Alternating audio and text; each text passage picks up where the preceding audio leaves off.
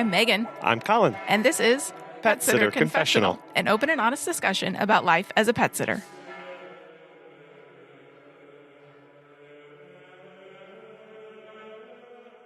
Testing. There we go.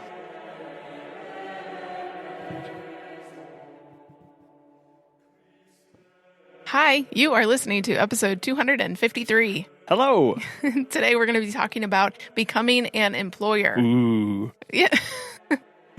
We have talked many episodes previously about the process of hiring.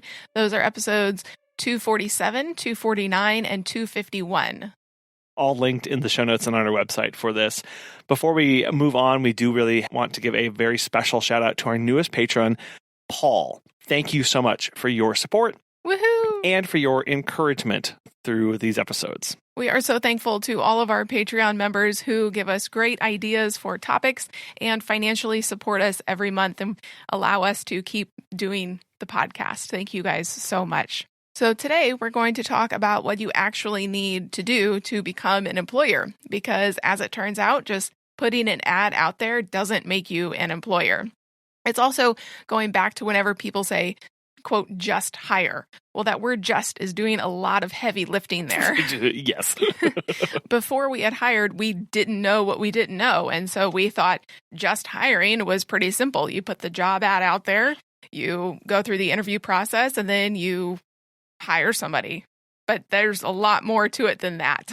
Yeah, exactly. We placed the ad and then figured everything else out on the back end. And so hopefully we can encourage you to not do that because it really crunched our timeline quite a bit. A lot of the stuff that we're going to talk about in this episode is actually quite boring.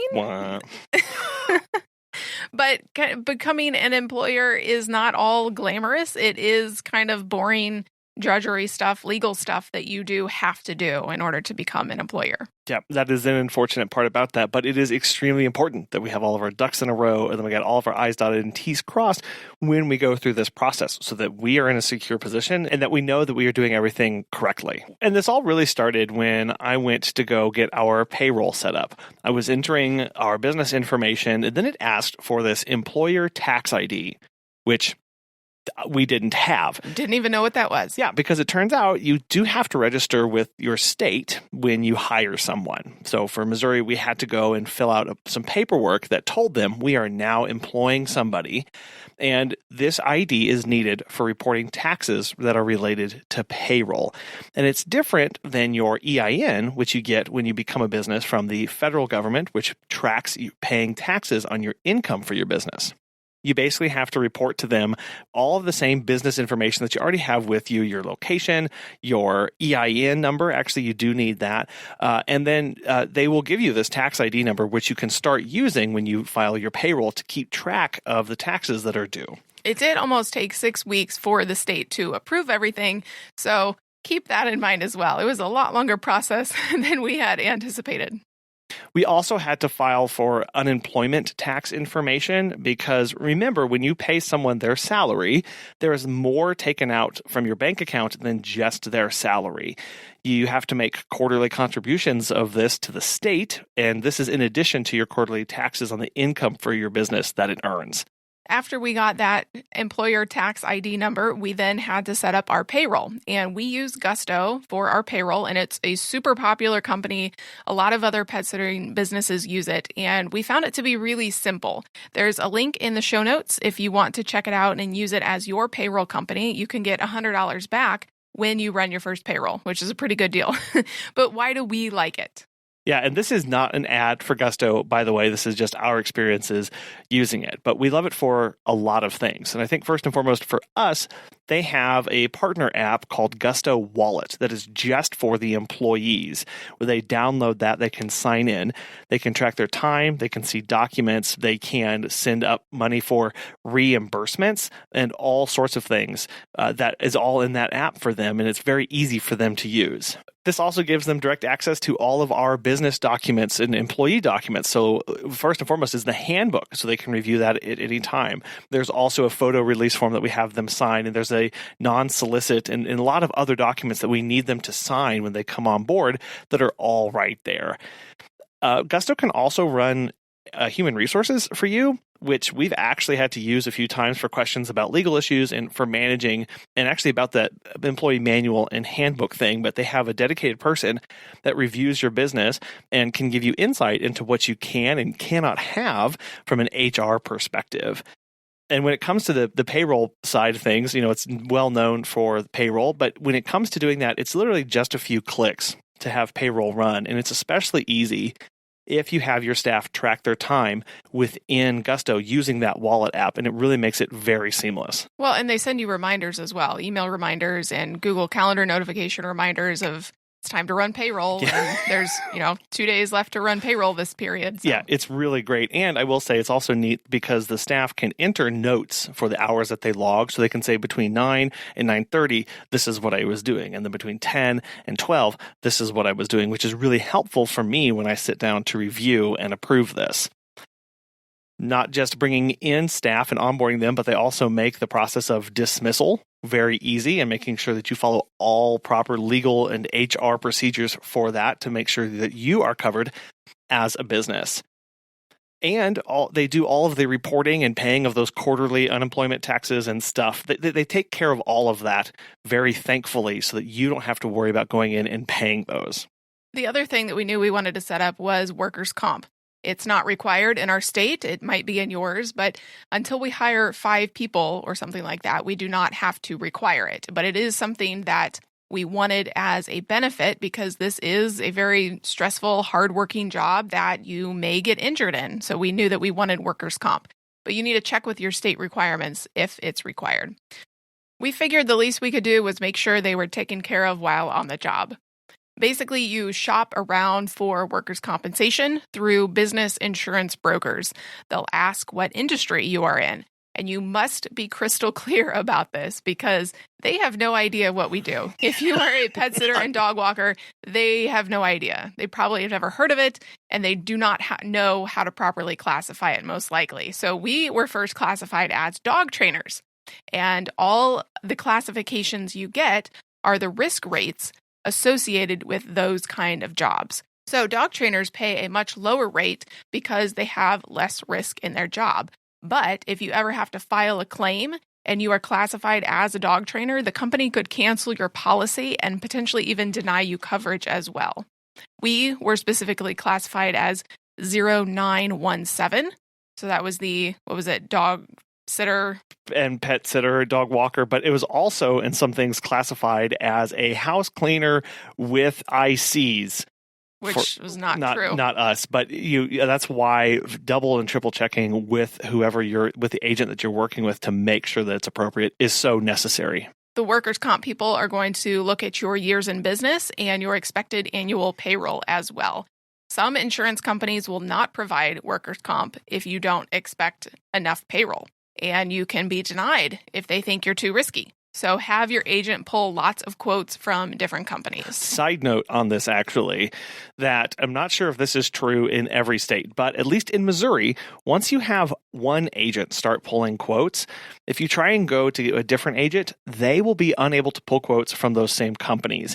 They are actually locked out until you tell that first agent that you do not want to work with them. Why did they lock people out? I have no idea, and I could never get a good answer from any of the agents that we spoke with and worked with, but it is apparently what happens there. So we ran into this, actually, because the very first agent that we got quotes from was actually really unhelpful and wasn't interested in answering our questions.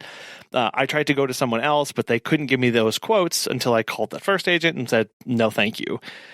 To us, customer service is super important, especially since we've never done any of this before.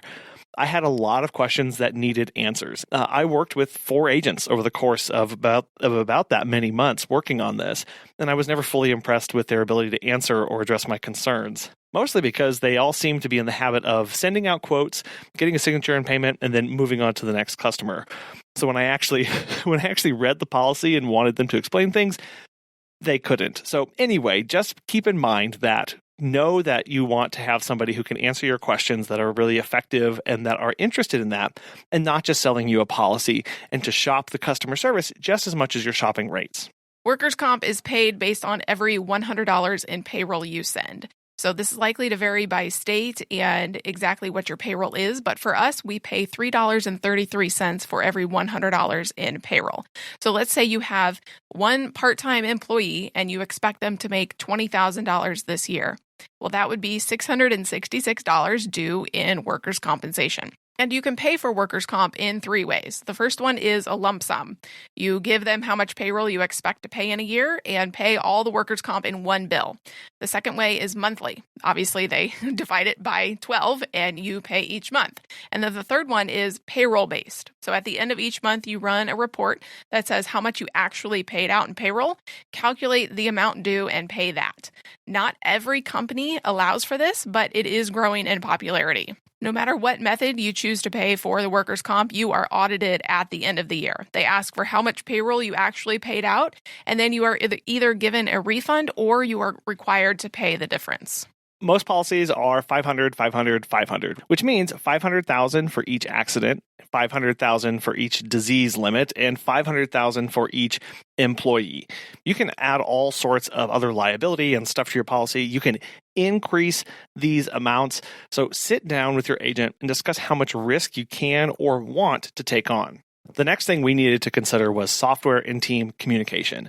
And we knew this was critical because we are separated by 2 hours, but still wanted all of our staff to be in touch and collaborating together. And there are so many ways to talk to each other these days.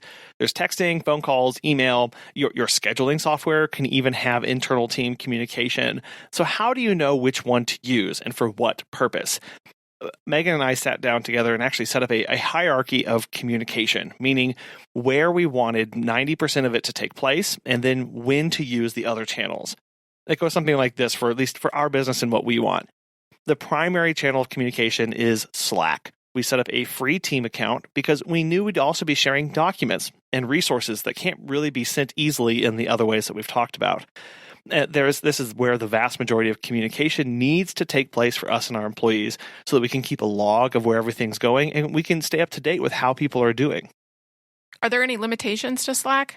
It will only save about 10,000 of your history of communication. So if you want more than that, you do have to upgrade. The second channel of communication is booking software. So when there is a question about an active sit or walk that the sitter is on, it needs to go through our booking software because staff are already in it and sending updates. Plus, it ties that particular situation in question that they're dealing with to that sit. The third level, we're getting a little bit more serious here, is texting. This is if something is more urgent or particularly more private and they want to take this outside of the other two.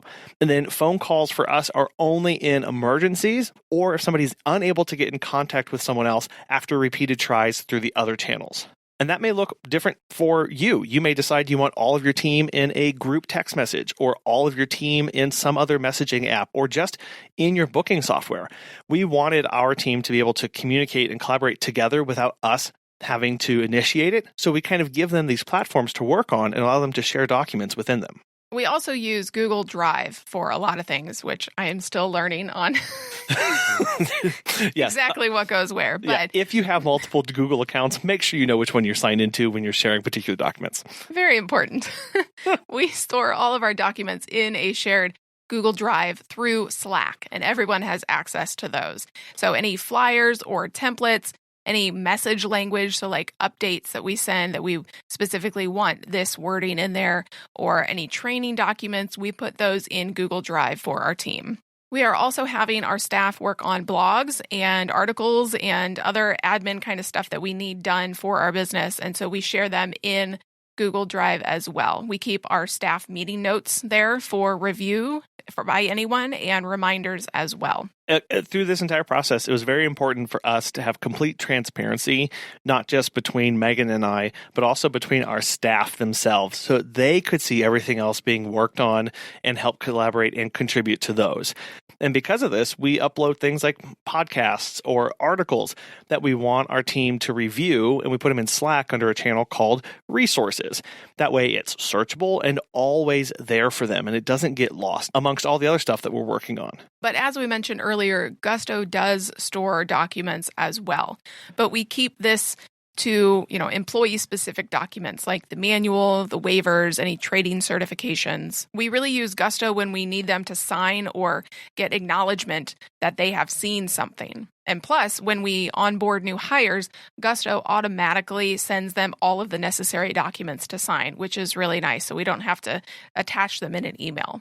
And all we have to do is just enter their name and email, and Gusto does the rest. Don't forget, you have to submit an I-9, which is employment eligibility, and a W-4 for tax withholding. You can download these forms right from the IRS website, or if you use a platform, again, like Gusto, again, this episode is not an ad for them. We just use it for everything right now. They can send these documents for you as well. Another important thing to think about when you are hiring is that technically you are not supposed to store any employee-sensitive information on your personal devices, which means your phone, your laptop, your tablet, and you are also required to keep documents for several years. It's kind of like that tax thing. You have to keep them for 5 years or whatever. It's the same here because there is sensitive information on there.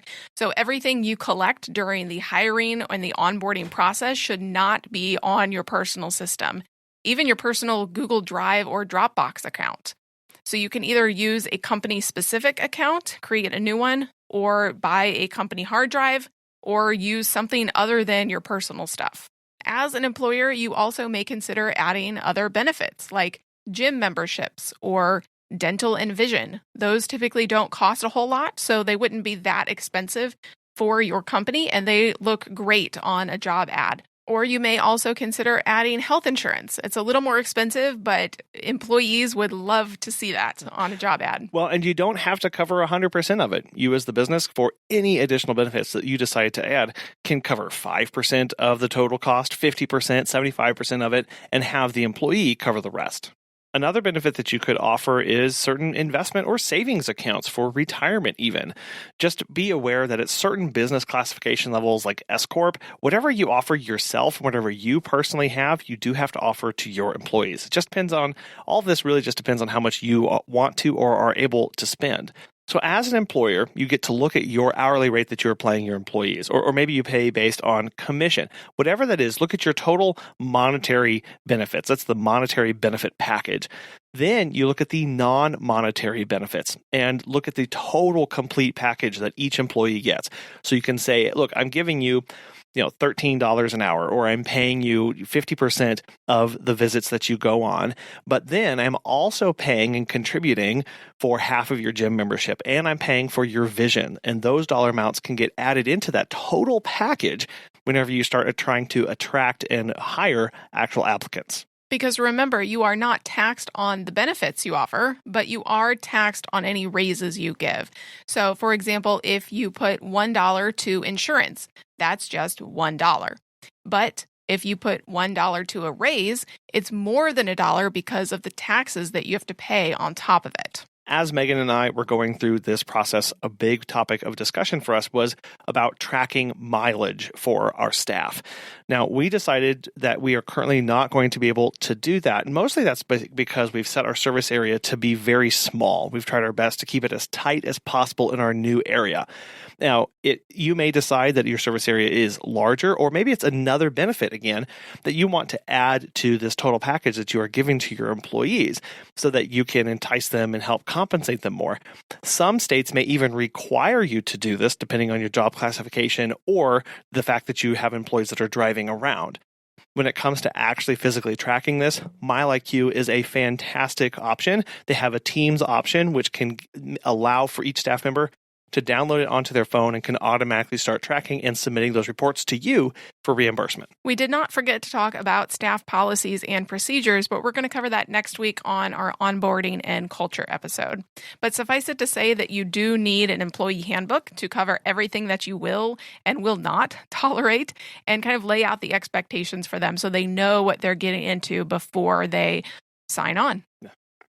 The last part about becoming an employer here, we've talked about a lot of the practical aspects of getting payroll, about looking at workers' comp, about addressing benefits and team communication. All of those are big buckets that your company now has to fill with something.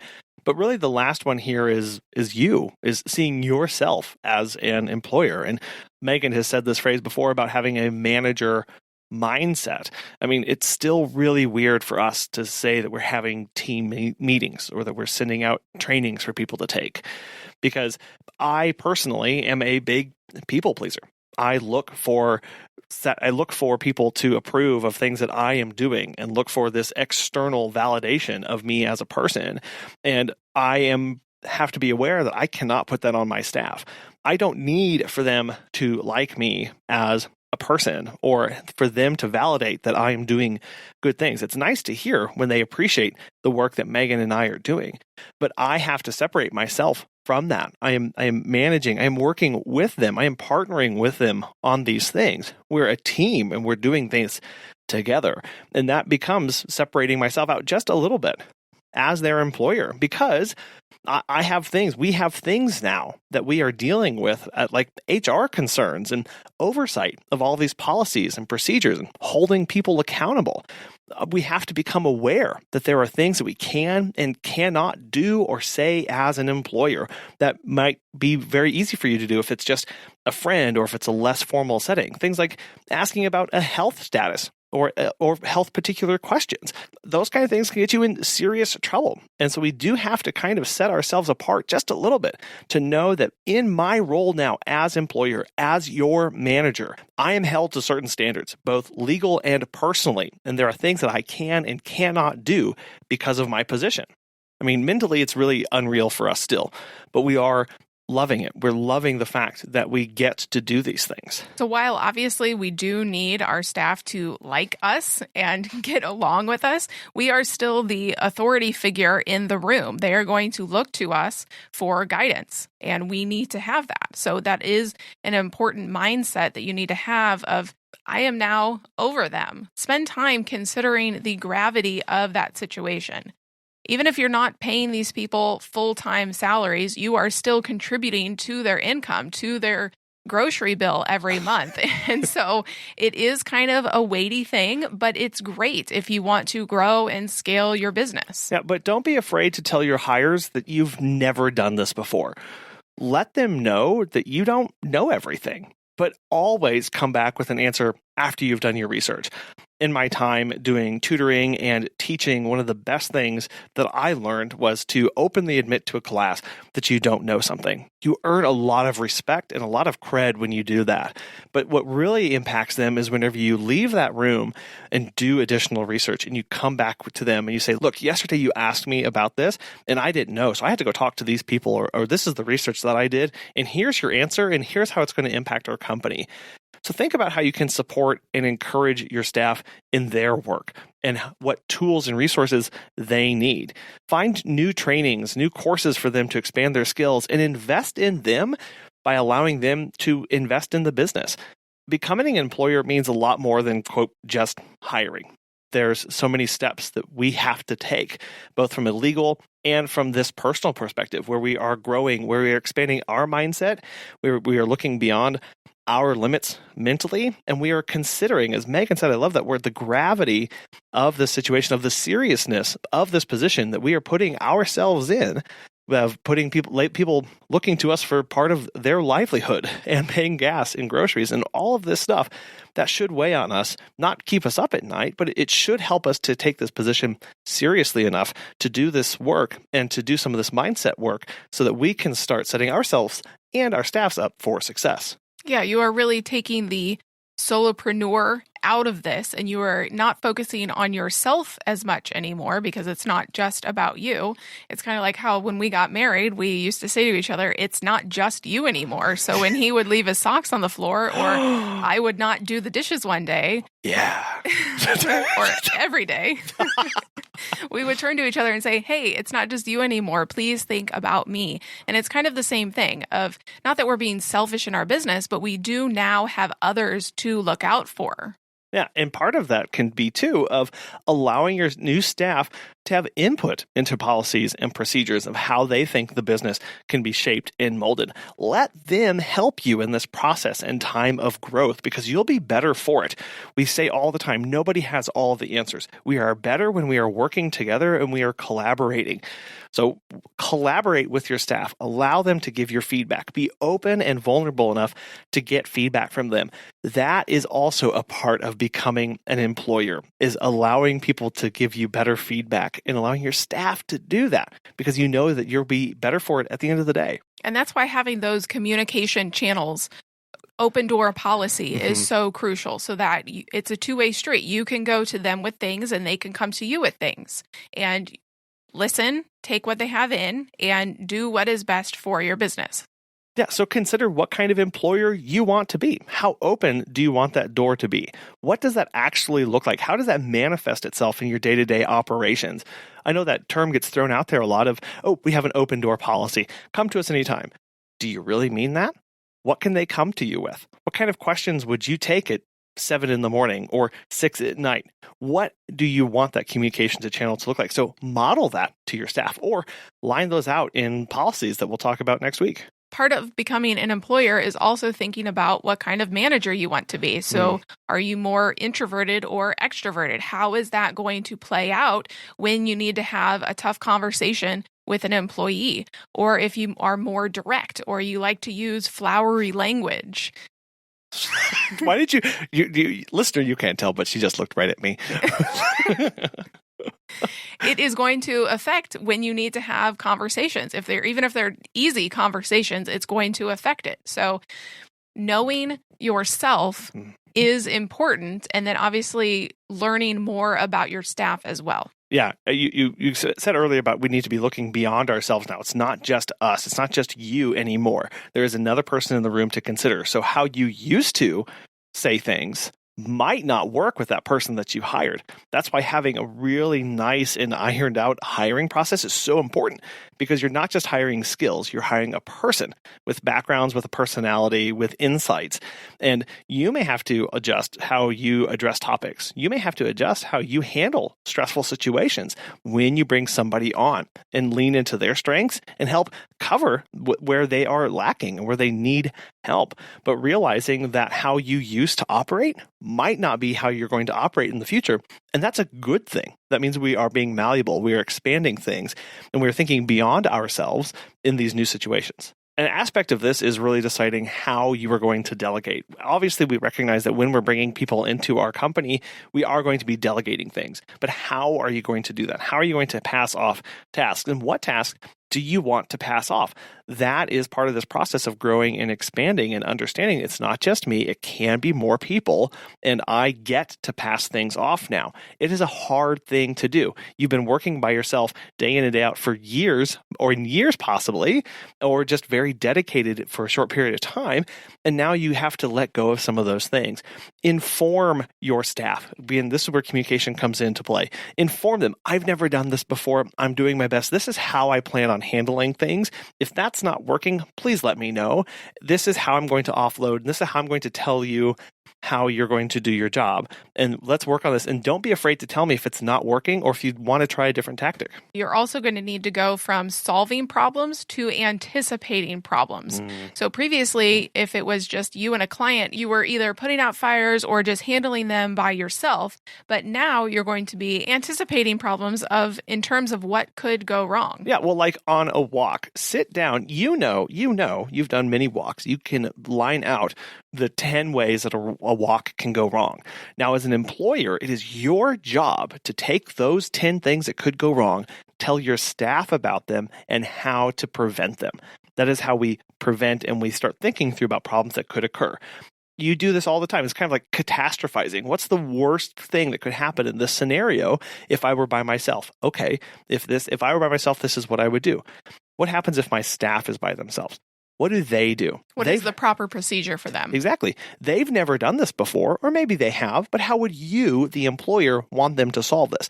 This was highlighted very early on for us in the hiring process when one of our screening questions was, how would you handle an emergency? And I thought I had the answer lined out. You'd call you'd call the client, you'd let them know about it, and then you'd handle it. That's the wrong answer for staff. I didn't realize that until somebody who applied said, well, I would notify management that there was a problem. And it hit me. I'm management. I'm an employer. That's right. They need to let me know about this. That's what we talk about when we're discussing problem solving and anticipating problems. How do you want your staff, your team members, to solve and overcome these problems? And then you get to train them on those policies, on those procedures. And that is not to say that we are telling our employees to not notify the client. Oh, no. We just need to be notified as well. Exactly. And that was the key part of that question that I had missed. I was looking for an answer that said they notify the clients. The correct answer is they would notify us and the clients so that we were notified. Because I all of a sudden realized a situation where the staff notifies the client that there is blood everywhere. The client then calls the company hotline, which is my phone number, and they are asking me about what's going on. And I don't know because the staff hasn't informed me of anything. So now it's training staff. When these things happen, you let us know, text message, and then you let the clients know so that we can all be in the loop in solving this together. But it is a process of thinking through every single one of those. And that's where that handbook comes into play, which we'll talk about next week. But when we talk about becoming an employer, that's what this means. You are now anticipating problems and solving them ahead of time through good procedures. But again, please don't stress out. You cannot think of every single scenario of every single thing ever, right? Like that's not what we're saying as well. You can do the best you can, like preparing for an emergency, as we've talked about before. You can only plan so much, and then you just have to kind of deal with what you can in the moment. Exactly. Yep. Nobody has it all figured out, but ask questions and work with it as you go. If you have become an employer recently or in the past, we want to know what some of your biggest struggles and hurdles were in that process. And if you haven't and you have concerns, what are your biggest worries? And what are your biggest struggles in overcoming those? And what would help get you through and better along that process? You can send that to feedback@petsitterconfessional.com or anywhere on social media at PetSitterConfessional. Business coach Natasha O'Banion is going to answer what are some things your staff can do other than the walks and drop-ins? Everything. They do. And I mean, this is why I'm so heavily on you being the owner and the CEO. You don't have to do the business. Everything, and you guys have heard me say this 10 times over. Everything you guys are doing, your staff can do. Like I just talked about Grasshopper, in our previous episodes, you can have your phone systems they can do. They can take care of emails. They can do marketing outreach. They can do training. They can do research on products that you may roll out. They can do drop shipping or online or, working on Amazon. There's so many things that they can do for your company that you would have put on your personal list. Like I challenge all of us to literally take 30 days with ourselves. And the moment you wake up in the morning, start writing down every single thing it is that you do. And I'll show you how to delegate it because that's a job for somebody else. Now, that really unlocks a lot of potential as well. And really, again, I think lessens the stress on each individual staff member. It helps your business allow it to operate a lot more efficiency and have a lot more redundancy in abilities and allows your staff members to work in strengths that maybe you wouldn't have recognized in the beginning or you're utilizing them better. Yeah, I always love cross-training. And I'm just working in the automotive industry. What happens is you have like your heavy hitters, your top sales guys, and they're always in the forefront, and you don't train up the other guys. You're always relying on your heavy hitters to bring your team home every single month. And what happens is that when those players are gone, your business always has holes. And so I see some of us in the pet industry saying like, oh yeah, I have a girl that'd be great at that spot. She's super personable, bubbly, that'd be great. I'm like, well, listen, that's cool, but we all know there's more introverts in this industry than extroverts. So let's create process that complement introvert personality. And so that's why I love using my software because it doesn't require my staff that don't feel, the most comfortable, giving a maniac personality and, full bubbles in person. You know how I am. I'm like, hey, yeah, I'm so excited. I can't get you on. Okay. Well, everybody may not give that type of energy, but now our process says, listen, we already have the paperwork. Our team is just going to come over and, take a snapshot of where you keep everything. Anybody can do that. Always create a process that is designed around the majority of your staff, not few and far. If you would like to be part of Natasha's membership group, you can use the code PSC20 for 15% off. We know that the process of becoming an employer and hiring is not the most glamorous thing in the world, but if it's something you want and have goals for growing and scaling your business, it is necessary. So we appreciate you listening to this episode today, and thank you so much to our Patreon members for supporting the show. And please join us next time. Bye.